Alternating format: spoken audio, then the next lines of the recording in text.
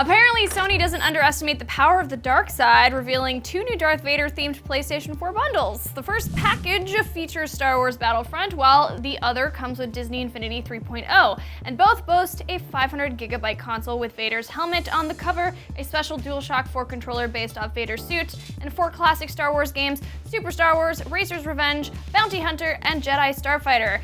Impressive, most impressive. But one question remains: where's my Jar Jar Binks PlayStation 4, Sony? Misa want one, okie day?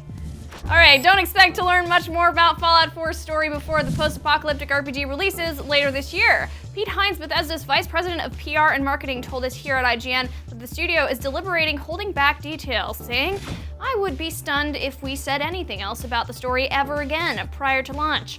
We're going to let everybody experience that in the game as much as possible."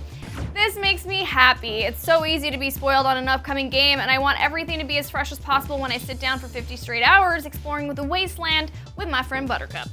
Alright, Big Hero 6 is coming to Kingdom Hearts 3. That's right, Square Enix and Disney have unveiled that Baymax's story will continue in the upcoming RPG. The film's producer, Ray Conley, said, "Big Hero 6 is such a special film for me, and we always made sure that each action sequence had a very special meaning. Themes in Kingdom Hearts and Big Hero 6 match very well. For instance, there's friendship, really important to both stories, and then of course light over darkness."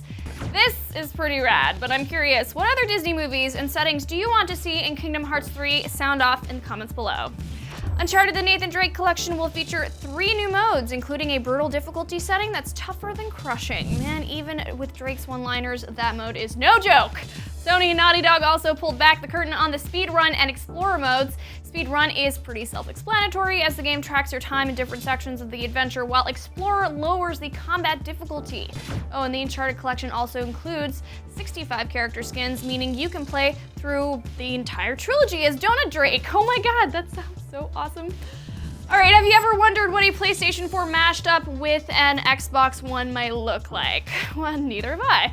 But here's exactly what it looks like. There's a new console up on the Chinese version of Kickstarter called Ouya, and boy does it look and sound familiar. While the name seems like a nod to Ouya, the actual console and controller is where things start to get really ridiculous. The system looks almost identical to the PlayStation 4, while the pad definitely takes inspiration from the Xbox One controller.